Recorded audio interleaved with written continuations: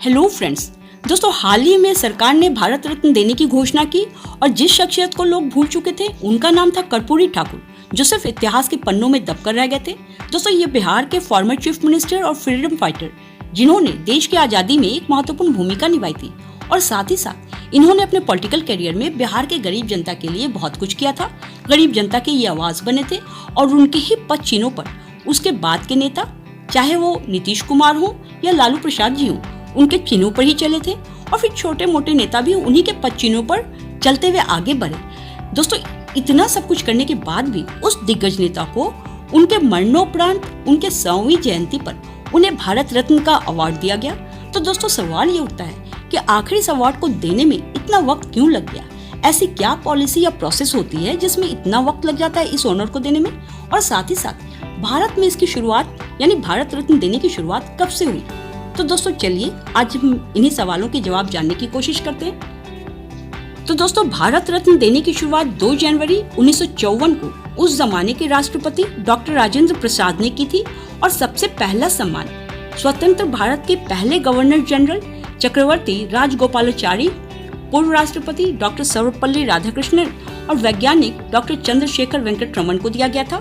फिर उसके बाद से ही कई लोगों को जिन्होंने अपने क्षेत्र में उत्कृष्ट और अंतर्राष्ट्रीय स्तर पर देश का नाम रोशन किया हो, उन्हें दिया जाने लगा।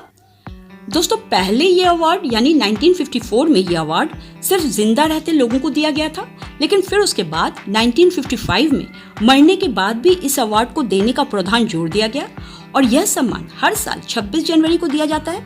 दोस्तों भारत रत्न के लिए किसी भी औपचारिक सिफारिश की जरूरत नहीं होती और ना ही इसमें जेंडर या जाति का कोई भेदभाव होता है। जो इंसान इस अवार्ड के लायक होता है उसे इस अवार्ड से सम्मानित किया जाता है। दोस्तों उसी जमाने में ये भी तय किया गया था कि ये देश का सर्वोच्च नागरिक अवार्ड होगा और ये देने के लिए बेसिक थे arts, literature, science, public service और फिर बाद में इसमें खेल को भी शामिल किया गया। जब खिलाड़ियों ने अंतर्राष्ट्रीय स्तर पर देश का नाम रोशन करना शुरू किया तो 2014 में इस लिस्ट में खिलाड़ियों को भी शामिल कर लिया गया, जिसमें कि सचिन तेंदुलकर पहले खिलाड़ी थे जिन्हें भारत रत्न अवार्ड से सम्मानित किया गया। फिर उसके बाद भारत रत्न का अवार्ड देने का चलन शुरू हो गया। दोस्तों तब से अब तक सिर्फ 49 लोगों को ही ये अवार्ड दिया गया है, जिसमें पहली महिला के तौर पर इंदिरा गांधी जी का नाम है, जो कि 1971 में उन्हें इस अवार्ड से सम्मानित किया गया था। दोस्तों इसके अलावा विदेशी शख्सियत को भी इस अवार्ड में शामिल किया गया है, जिसमें कि मदर टेरेसा का नाम शामिल है। इसके अलावा खान अब्दुल गफ्फार खान, जो कि स्वतंत्र सेनानी रह चुके थे, उन्हें भी इस अवार्ड से सम्मानित किया गया है। दक्षिण अफ्रीका के पूर्व राष्ट्रपति नेल्सन मंडेला को भी इस अवार्ड से सम्मानित किया गया है। दोस्तों अब सवाल ये उठता है कि इस अवार्ड को देने में इतना वक्त क्यों लगता है? तो दोस्तों आप जान लें कि इस अवार्ड को देने का प्रोसेस पद्म विभूषण से बिल्कुल अलग होता है। इसमें इस अवार्ड को देने की सिफारिश प्रधानमंत्री द्वारा की जाती है।